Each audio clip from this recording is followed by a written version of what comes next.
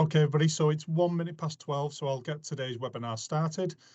First of all, I'd just like to say thank you for taking the time out of your busy day today for joining us. Hopefully we can add some value to your US expansion journey that you're probably currently on or thinking about. So my name's Clark Bowles, and I'm joined today I'm delighted to be joined by David Rose, the CEO of US Expansion Partners. And today's webinar will really be all about, is your business talent ready? But before I get into that, I do just want to say that if anybody is thinking about landing and expanding in the US, APSCO are doing a US trade delegation. They're visiting Texas and Florida between the dates of the 9th and the 13th. Last year was a huge success for them. We helped and sponsored and supported them with that. So if you would like any more information on that trip, please feel free to reach out to myself or to bazsultana@apsco.org. Okay, so just to set the scene for today's webinar, is your business talent ready for hiring in the US market? So really there's two sort of models that PGC will work with all of our clients. One is called recruiting from afar. So that's in a place where you want a piece of the American market. You're not fully ready to commit in terms of opening an entity, incorporating over there, but you really want to try and test that market. So you'll often recruit from wherever it is that you're in the world today. It could be a kitchen table, it could be an office, you could have a team that you're planning on using to get into that US market. And then after you've started generating some revenue, you may start to really consider sort of landing and expanding within the US. And that's the area that we're going to focus on today. So you've generated some revenue, you've recruited from afar from a certain period of time, and you're thinking this can work, but I really need to now start thinking and growing my American business. And part of that will be about ensuring that you can attract, engage, and retain the best talent over there. So I'm joined today by David Rose, expert, been doing this for a number of years. But David, would you just mind, for the audience who may not know you, just giving us a real quick overview of who you are, what your business does, and how you've got in the position that you're in today? Yeah, sure. Thanks, Clark, for having me on. It's great to be here. Hi, everyone. I'm David Rose. I'm the CEO at US Expansion Partners. I'm joining you today from the Outer Banks of North Carolina. It's a beautiful day here. And just by background, I started my career at an HR tech company called ADP. And I had a unique experience where I was on the launch team for a new product that really hit. We grew it to 150 million in less than 2 years, and it's growing to a $5 billion line of business. Really like that experience. So it's all I've done ever since. I've done 5 venture-backed tech companies, and I'm a 3-time CEO. Not too long ago, I was contacted by a company from Germany who was wanting to recruit a US CEO to help them launch in the States. And what I ended up doing is kind of helping them on a project basis launch their US business. And what I've discovered is it's a really big problem no one's solving. So when companies come to the US, there's all these steps you have to do to launch here. And there's really no good mechanism for that. So we started US Expansion Partners to specifically help UK and EU companies come and launch in the US. And Clark and I were talking recently about this concept we call talent readiness, and we have a lot of alignment on that. And we wanted to share that with you to help you as you come to the US, help you be successful or more successful when it comes time to recruit people here. So we're excited to share this content with you today. Wonderful. Thanks a lot, David. Okay, so without further ado, we'll get into the presentation. Okay, so David, what is talent readiness? So talent readiness is something I talk about a lot. And what I mean by that is I think a classic mistake companies make when they come to the US is they may come to the US and initially post a job on LinkedIn or use a recruiter and get a really great candidate on the line.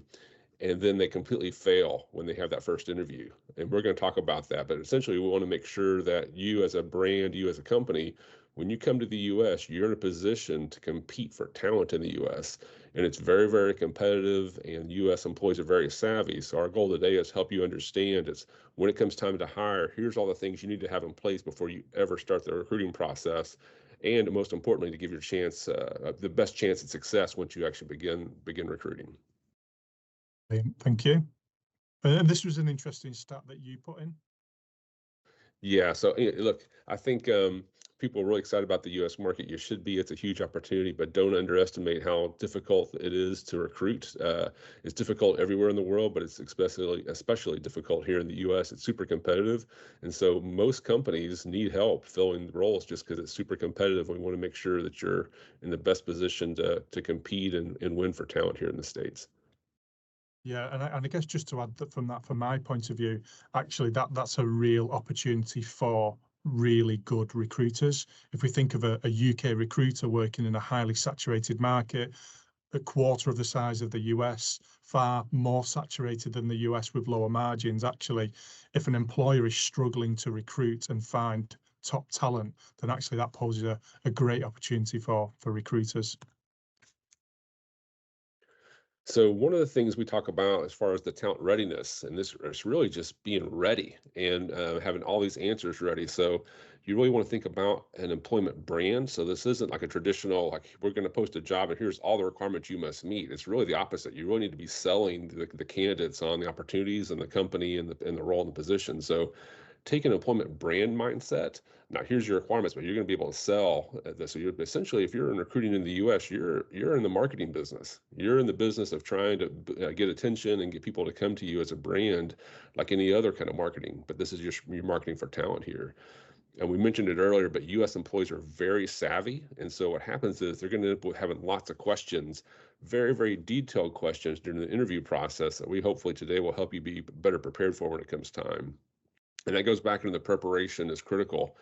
What you don't want to do is when you get into an interview session with a U.S. employee or potential U.S. employee, and they have questions, the second or third time you say, I don't know, or let me find out, they've checked out. They've already moved on to something else mentally. So you want to make sure you're prepared, know all the questions that could come up, you have good answers ready, so you're really prepared and do that.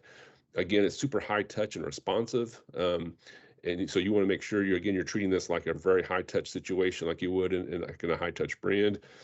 You want to make sure there's a clear career path, and you also want to have recruiting and retention strategies around this to make sure that your company's ready to compete for talent in the U.S. market. Brilliant. Okay, so US job descriptions.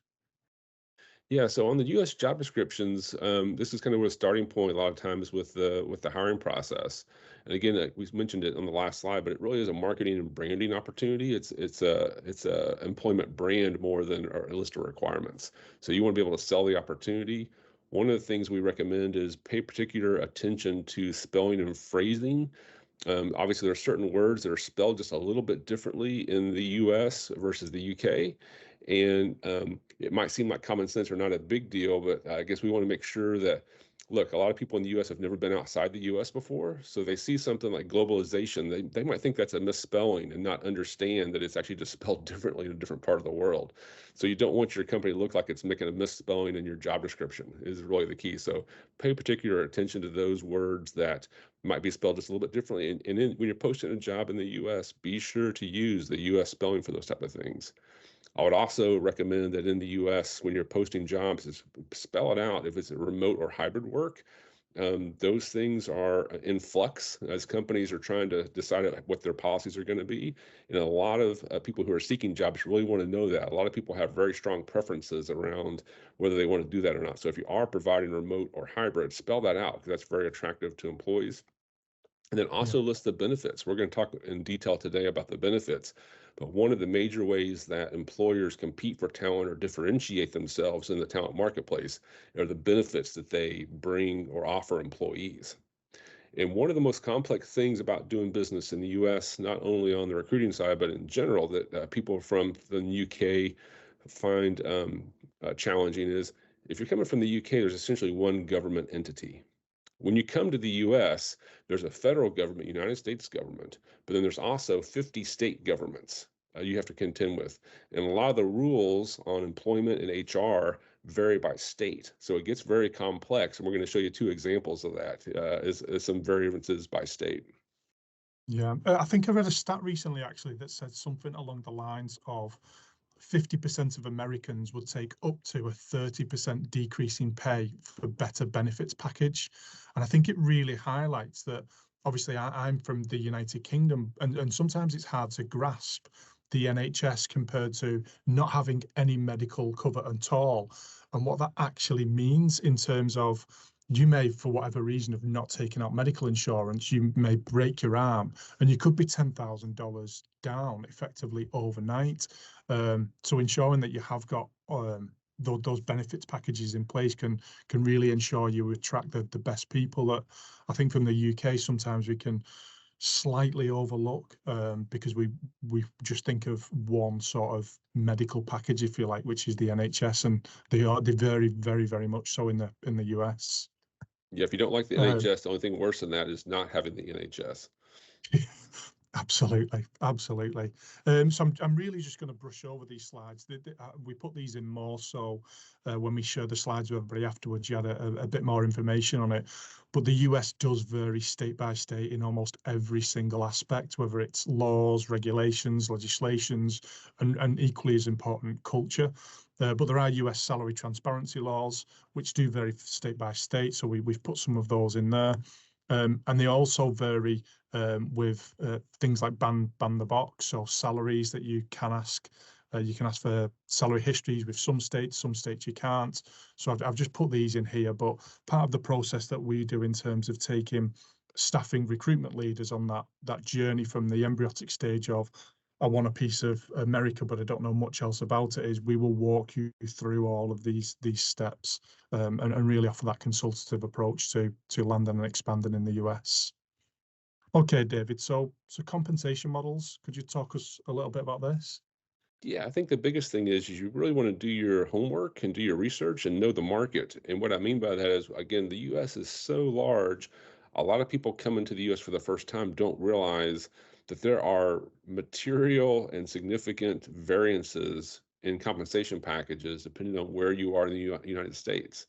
So if you're going to hire someone in Silicon Valley, or you're going to hire someone where I live here in North Carolina, the prices, the pay points are very different, and the compensation packages are very different. So do your homework. There's lots of research tools you can use, and I think Clark, you guys can help with some of that data.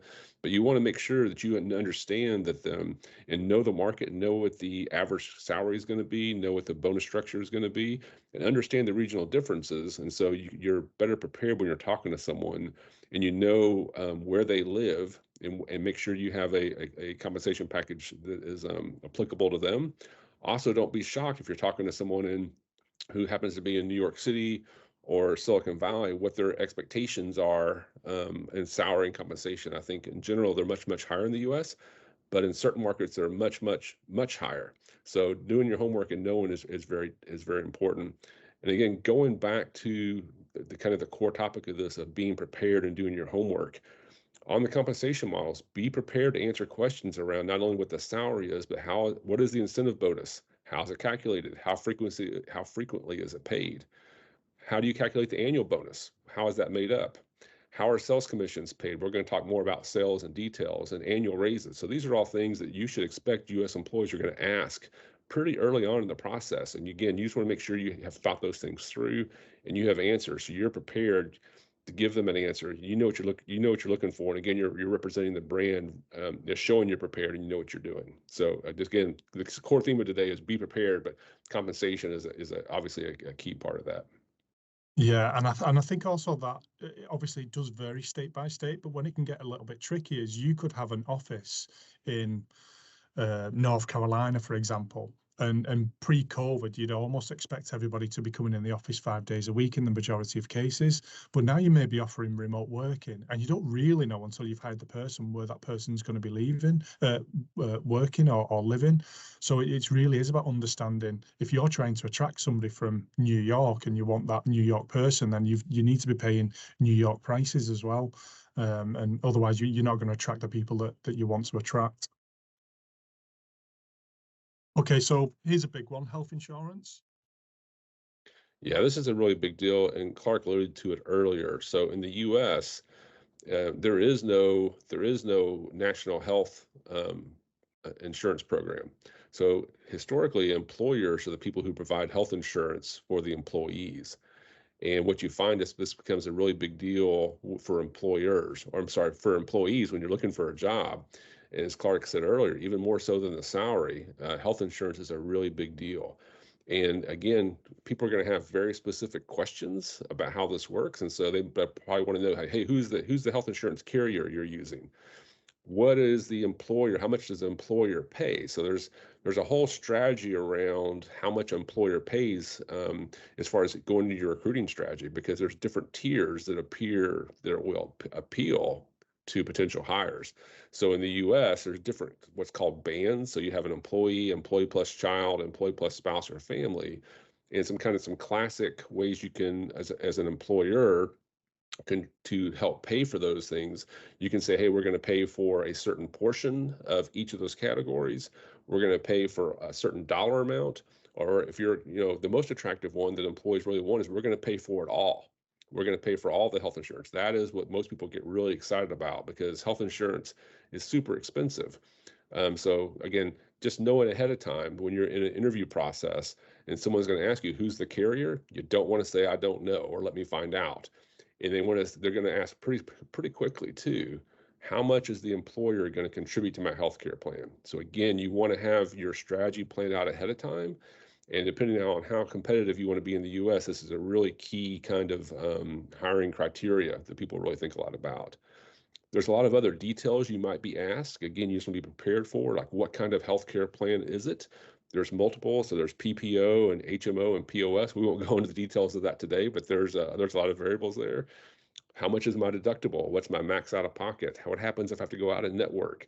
Is there any kind of pre-tax savings programs, like a health savings account? Do you provide dental or vision coverages? So again, there's a lot of details here, but if you figure all these things out ahead of time, you're going to be in a much better position to compete for talent here in the U.S.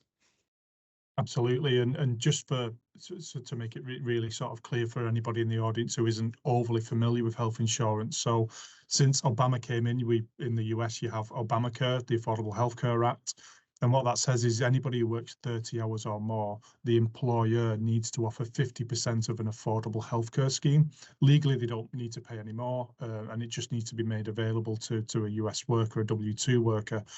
However, exactly as you've pointed out, if you want to attract and retain the best talent, they're going to be asking questions, right? Saying you may legally be required to pay up to 50%, but are you going to pay the full amount? Are you going to include my spouse, my family?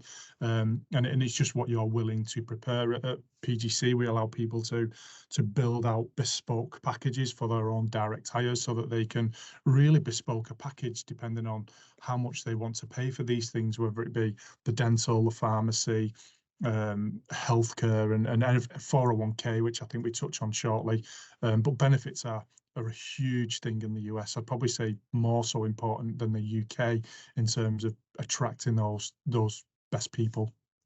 And I would also, one other thing I would say on this, Clark, on health insurance is, one of the real big challenges is if you are coming, like a lot of companies are going to come and hire, like, hey, we're going to start with 2 or 3 people. Trying to get a health insurance plan in the U.S. to cover just 2 or 3 people is very difficult, because insurers don't want small plans like that because they're not very profitable. So trying to find insurance coverage if you're just launching a business here in the U.S. is really tough.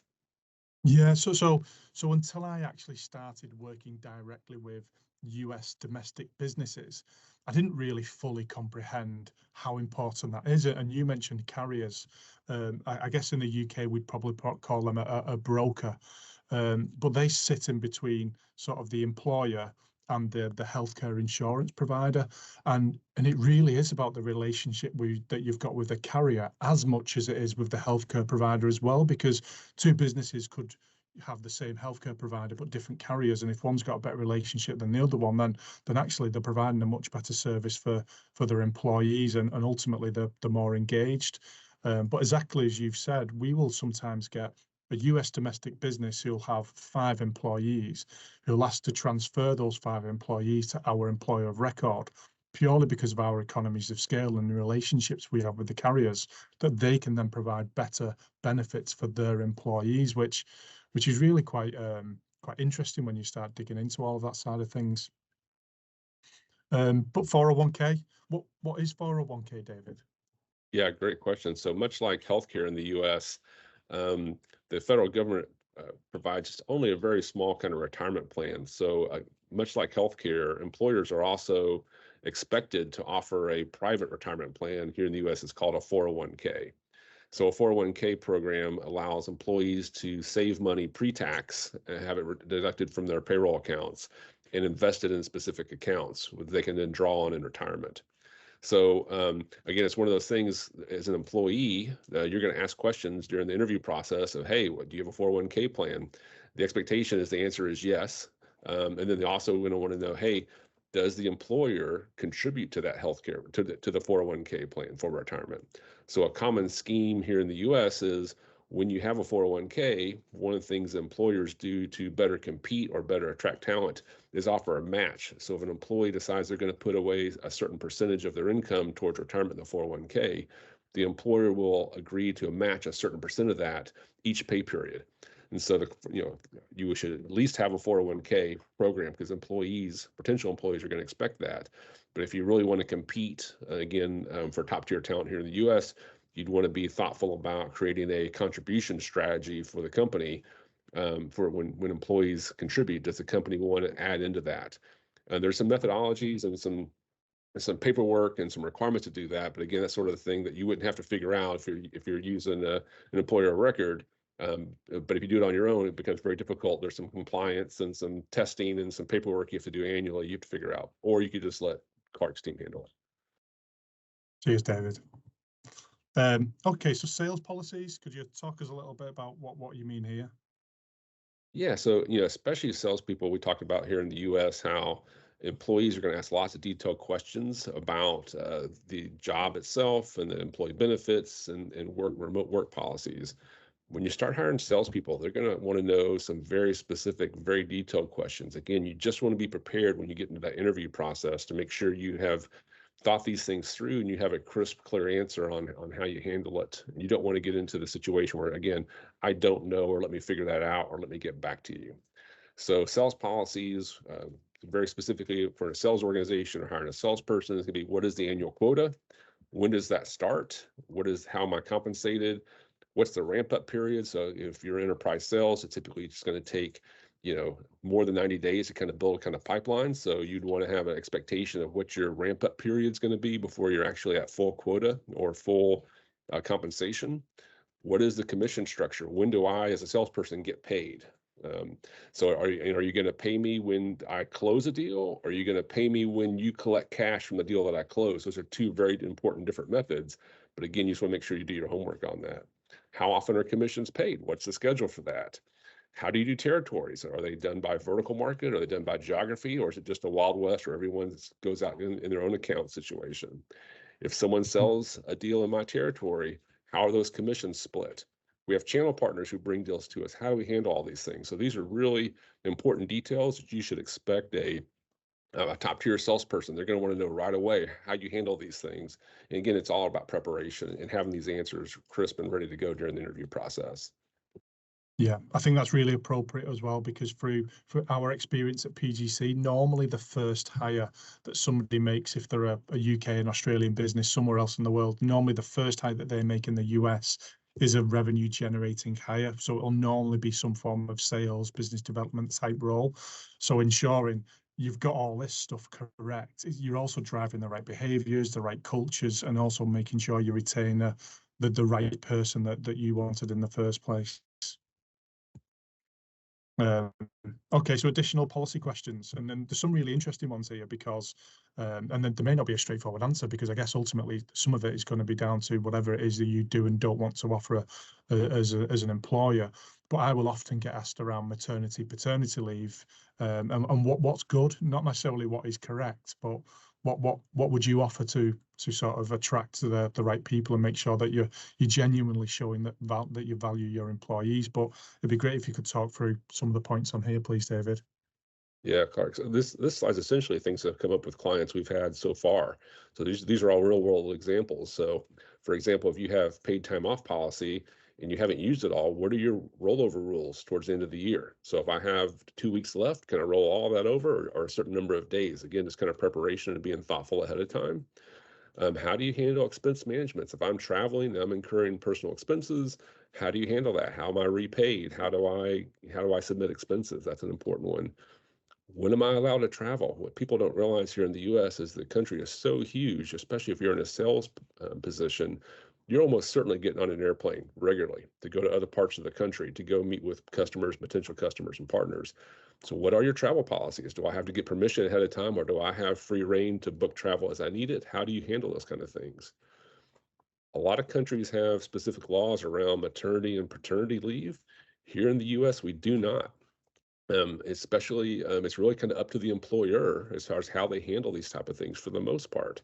So again, you want to be thoughtful and ask and have these questions ready to go. Is what are you going to offer if someone's out on maternity or paternity leave? How long will they be available to be away? How will they be paid during that period? Will that count against vacation time? Those kind of policies. Again, remote work's very attractive, but what is your remote work policy? Does that mean you come in every day, or you don't come in every day, or 2 days a week, or 3 days a week, or when you can? How does that work? Is there any kind of limits on social media, like what I'm saying about the industry or my company on social media platforms? When are performance reviews? When do they happen? What's the timing of those type of things? Another one you wouldn't think is a big deal, but it's pretty common here in the US that the payroll cycle happens. You typically get paid twice a month. In a lot of countries, it's once a month. And so when it comes time for payroll cycle, some people can pay biweekly, which would mean essentially every other Friday, or semi-monthly, where you're paying on the first of the 15th or the 15th and the last day. But again, you just want to make sure you understand and have those things thought out in advance. So when you get asked the question, you have an answer ready. Brilliant. Okay, so the interview. Yeah, so it just kind of goes back to the first slide. So this is a you're now in the sales and marketing world when you're in the interview process, right? So you want to sell the opportunity in the company and kind of making sure that you are representing the brand accordingly and putting your best foot forward. You want to be prepared and ask great questions. Quick communications is really important in giving detailed explanations on next steps in the process so people understand if they're making forward progress with it.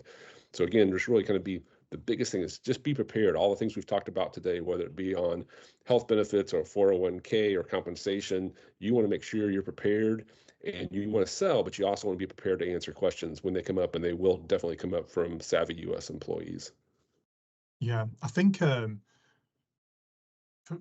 the experience that we find as well, that Americans interview really well. They come across extremely well. I'd probably say in some cases better than a UK person. UK people can sometimes be a little bit modest and feel a little bit awkward when telling somebody how great they are. But an interview is exactly that chance for you to sell yourself. So what we find is that the people who are doing the interviewing, and it's massively important to go through the steps that you've just said and really sell the company, but also really dig into the person that you're hiring, especially if it's a salesperson. If they're talking about they've been the top biller in the previous company, then actually what does that look like? What were your targets? Can you show me any stats that you've got on that? Can you was it new clients? Was it existing clients that you've got? And really sort of digging in and sort of mitigating any risks that you may have when making that final decision. But just a quick question for me: would you say, similar to the UK, there has been a shift in sort of employee employer power? Largely through the whole COVID experience, and now candidates have a lot more power than employees in the US. Or how are you seeing that, generally speaking?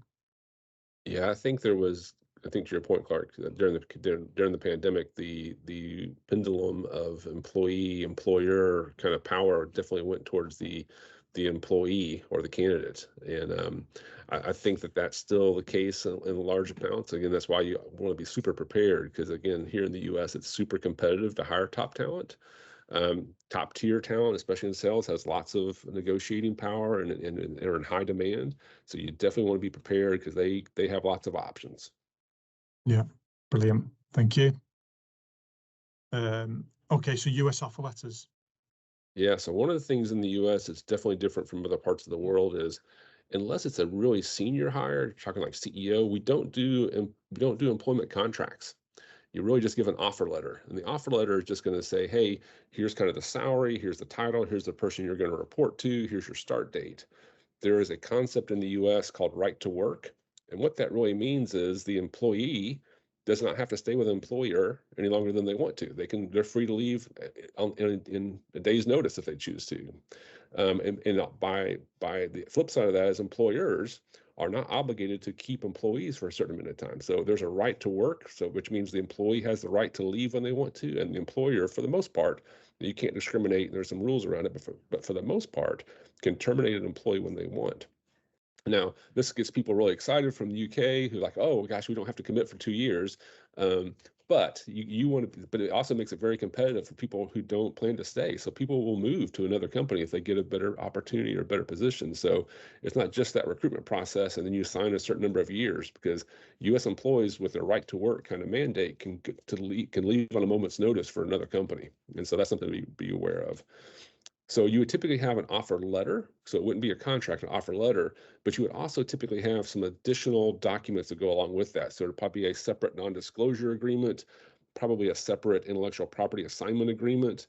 And it also would say the offer is pending a successful background check. So kind of the process in the US, you would extend, I interview Clark, he's a great guy. We talk, he meets the team, we want to give him a letter. We would give him an offer letter, the detail in the salary, the title, the start date, those type of things.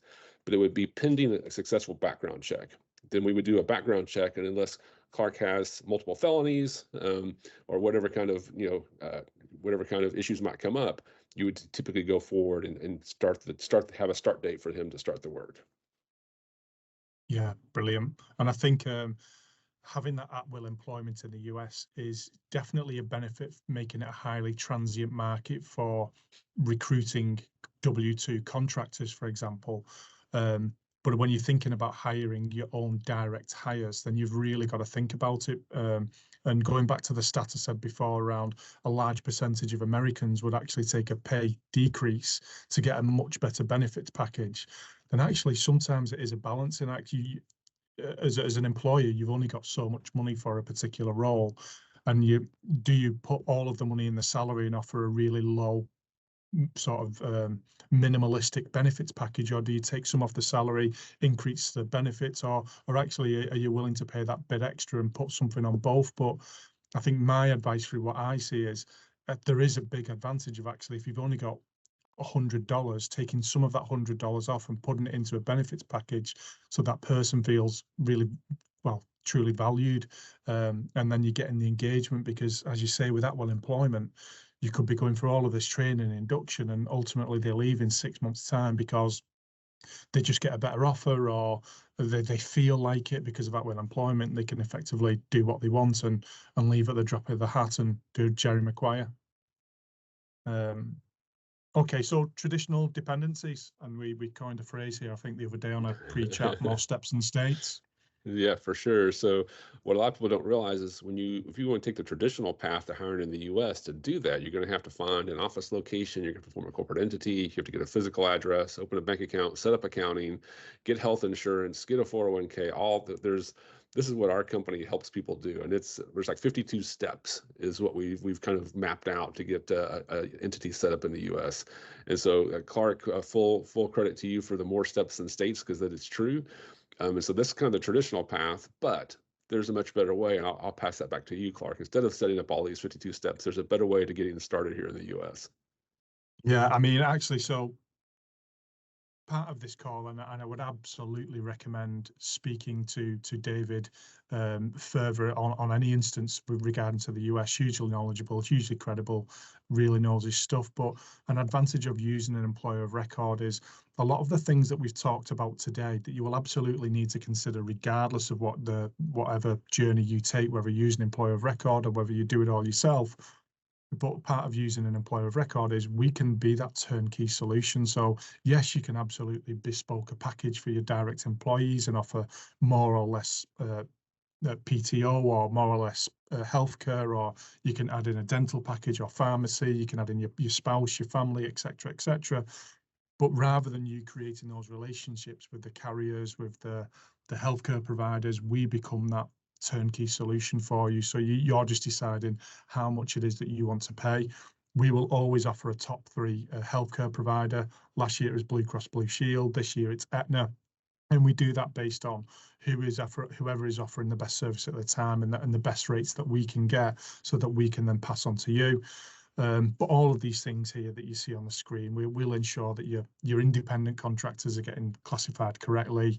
We'll give you full HR support, deduct the taxes, ensure you're compliant in every state, and really all the things. I won't go into too much detail in it because I don't want to make this a pitch on what we do, because there's advantages of using employer of record, but there's also an advantage in some cases of doing it yourself if that's what you want to do, and you're really at that scale of growth within your business.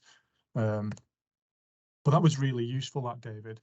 Before we sort of open it up to any questions, is there anything else that you feel like we missed there that you would like to go through, or are you happy that we covered most things? Obviously, we couldn't have covered everything, but yeah, there's a million details, but I think the biggest thing is if you want to hire in the U.S. market, if you want to compete for talent here, you just have to be prepared. And you don't want to get in a situation where you have to say, I don't know, or let me find out, or let me get back to you on that. So just being prepared on all these topics, whether it be the salary, again, by regions, what kind of healthcare provider or insurance strategies you're going to have, or 401k matches, all those things. You just want to be thoughtful about them, have a good answer, be crisp with it. And then it's a great starting point to help you be talent ready here in the U.S.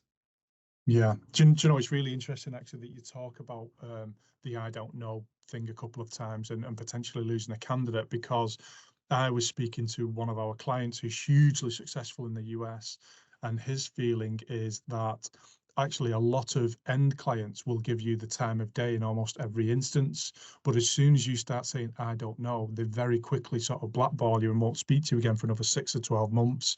So it really is about the minor details and being prepared, the crossing the T's and dotting the I's of the Z's instead of the S's, and having that US telephone number, and really just understanding that culture and how to approach it in every instance, whether it's a candidate-led approach, a client-led approach. But sort of, we always describe Americans as an incredibly proud nation, and they should be as well. But as a UK person coming in, it's about respecting who you are as a UK person, but also really understanding the culture of the Americans. Whilst we do both speak English, there is a huge difference in that language and the way of working in a lot of instances. But I can't see if there are any questions on my screen. I'm not too sure right now. Let me just pop on. No, so I don't think we have any questions there. So we're nearly at time. We're 5 minutes, 5 minutes towards the end. So I'll let everybody grab 7 minutes back of the day. So really appreciate your time there. If you do want to reach out to David or myself, please feel free to. And we'll send the slide deck out to everybody who's attended today's session. So thanks a lot for your time there, David. Really appreciate it, and looking forward to the next one. All right. Thanks, everyone. Have a great day.